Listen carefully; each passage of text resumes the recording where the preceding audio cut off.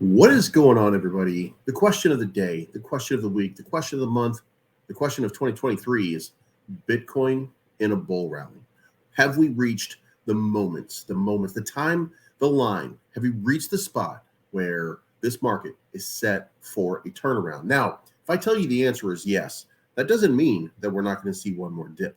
If I tell you yes, that doesn't mean that we're going to go straight up. If I tell you yes, then it doesn't mean that everything changes tomorrow. That said, the answer is yes. We're going to dig into this. I'm going to show you some stuff, and you can make what you will of it. You can be bearish if you want. You can be bullish if you want. It's not really going to matter. What you think isn't really going to change, right? Here's what we do know. We know that somewhere near $3 billion in BUSD exited BUSD and entered Bitcoin just recently. We know that there's about $2 billion in USDC that was just purchased that's sitting idle right now. For the purpose? I don't know what the purpose is, but I would get the impression that it's because they're about to make a gigantic buy and they're waiting for something. Is it a dip, or is it just that sense of FOMO? Even institutions will sometimes feel FOMO and say, you know what, let's just get in and let's make our money. Right? Because that's how that November run up in 2021 happened. That's exactly how it happened. So let's go look at some charts. Let's go look at some of this stuff and see what it is that we see. Now, I want to point out here, this was the collapse of FTX. Now, that represents that last gasp sort of downward spot, right? And it ended with this big move right here, followed by a little correction and another big move here. And that leaves us in that spot with what comes next. And I've got that little line over there. That little line represents the FOMC meeting minutes coming out. But I want to take you back in time to this spot right here. And I want to show you the exact same pattern playing out over here. You can see this. We have this dip. It happens, this little, let's just call it a valley. This little valley that happens. And it leads to this big spike right here, which leads to this little dump over here, and that puts us right here. Well, what happened after we got right here? Now, let's consider for a second. We were at 62.92. It dipped all the way down to 3,154. We got that sense, we got that bad feeling, and then it started to run. And here we are.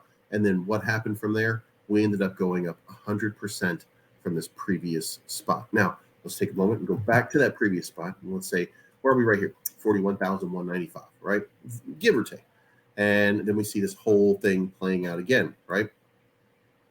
Well, the question becomes, what is going to happen at this point? Well, history is any indication. We are about to see a massive run-up, which, here's the irony, right? In order for me to tell you unequivocally that that we are in a bull run, that requires this right here. This is 41,471. The reason for that is because that represents this pivot right here. And this pivot right here is the day of the Terra Luna collapse. This is when we really felt the first of our downward sorts of pressure. Then we moved along with consolidation, hoping for the best.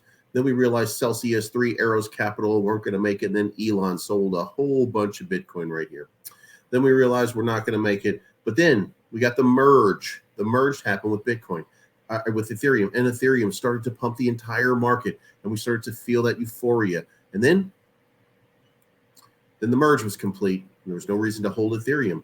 So then it comes all the way back down. Then we feel this little spike along the way. We feel it, we feel it, we feel it. Then we start getting news. Something's going on with Sam Bankman-Fried, and we don't know what it is. But something is going on with Sam Bankman-Fried. And he's our hero. He's our hero, and he turns into the villain of this story.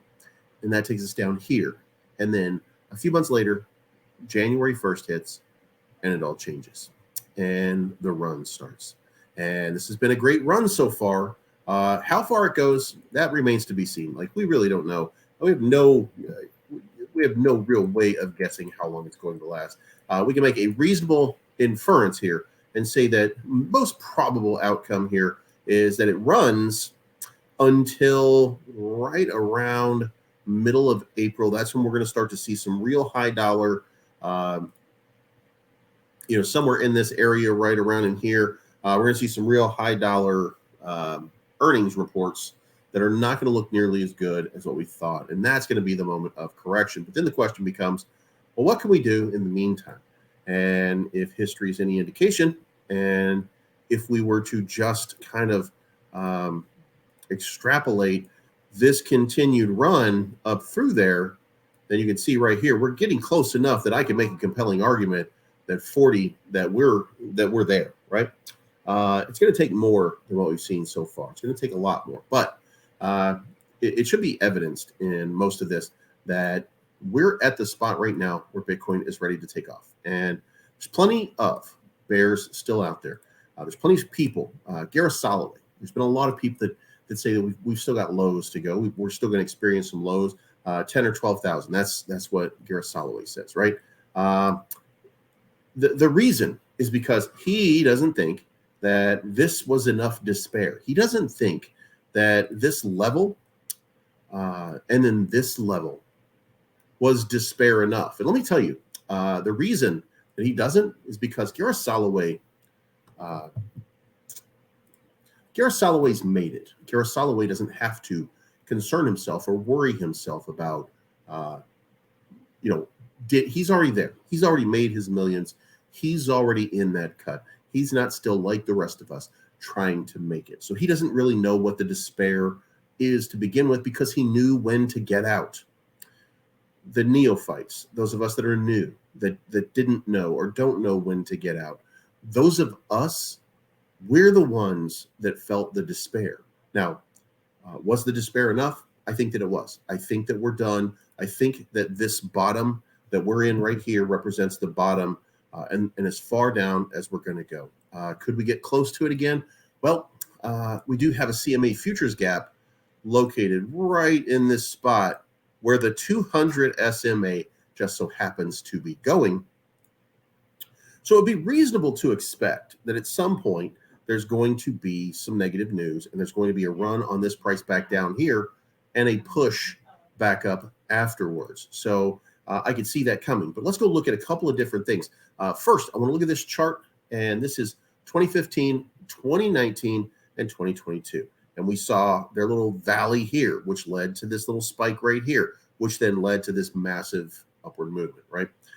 Same thing over here. We saw this right here, then we saw this massive move, and then it led to this massive move over here. Well, we're in that same situation right now. We're in the breakout mode. This is the moment where we start to feel that sense of it's really happening.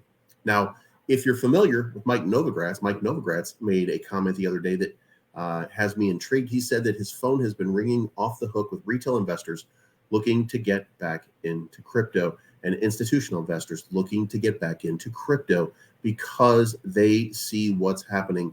They see what's about to happen. Now, let me also point out this Gareth Soloway thing. If you take a look at this moment right here where we're talking about the breakout and you see this massive upside move, right? Then you see this ridiculous sort of downside move right in the middle of it and then an enormous move to the upside. Well, that leads me to believe that this is entirely possible that we do exactly what I just said on the last page, which is we could still have a capitulation. Now, just the same as this right here didn't make the bottom, we're not going to make this bottom again. We might come back down here and we might test this level, let's call it 20,000 or so. But generally speaking, we're out of the stuff so far. There's a lot of people that are adamant that this economy cannot recover, that this economy is suffering. It's not suffering in the ways that you would normally have thought. And using traditional values to equate those, that's not working. But we are seeing some of that drawdown. We're seeing it slower than what we wanted to see. So there's more pain. There is the possibility, but we're generally speaking in a good spot. Now, one more chart I want to show you right here. And these are the bull market support bands. And I want to show you here that this was a flip. When it flipped to a positive, we ran off like a rocket. Then we had this consolidation here. Then we flipped it again. Then we ran like a rocket. Now, here we are flipping it again on another upside move. We're about to run like a rocket. Now, here's the other part, and here's the final piece to this. There are a lot of people. Remember, I was telling you this in December. I was the only one. I was the only one out here telling you this was going to happen in December, right? Now, the next big move, 40,471. If we break that, then we're going to be doing some price exploration, and it's going to be right in this 48,000 range. Look at all the different levels of resistance that you're going to have in this area right here, this topper right here, this big area right here is going to be it's going to be an interesting fight. It's going to be one impressive. We're going to put it in orange. We're going to make it a 4x size, just as a reminder over here that this is, you know what, we were going to put the same color, but these are the numbers. These are the places. This is everything, guys. This is where it's all at this point. So let me know what you think in the comments down below. Hit the like button. Hit the bell to be notified. Hit, you know what? Hit buttons. Super chat. Do whatever you got to do, right? Because I'm trying to bring you the best information I can to make you the most informed investor possible. And listen, it does not matter. I should put this at the beginning one day, and I probably will pretty soon. But it doesn't matter what cryptocurrency you're in. It doesn't matter whether you're an Ethereum maxi, a Bitcoin maxi. If you're not a maxi at all, maybe you're like Cardano. It doesn't really matter. Here's what matters. Bitcoin is what moves the market. Believe in Bitcoin. Bitcoin is what moves the markets. Now, there's one other piece to this puzzle that we're not going to get into here because I have been getting into it just recently, and that is Shiba Inu. Shiba Inu is going to bring retail back just like Bitcoin. It is the other piece to the equation that will kick off a bull run because there's a lot of people, a lot of young people, they see two things. They see Bitcoin and they see Shiba Inu, and they see them both as a signal that this market is ready to run. So I think that what we're going to see very shortly and at some point is money flow starting to enter Bitcoin. When we see that, we're going to see a correlation at that point with Shiba Inu, which is launching Shibarium, which is its own blockchain, which I think would be focused mostly on meme coins.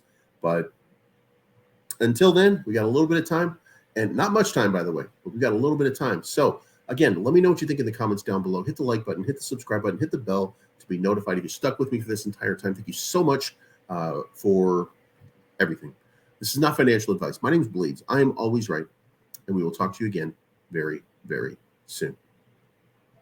I'm looking for the good life, good life. Sitting on top of the world, I wanna be shining like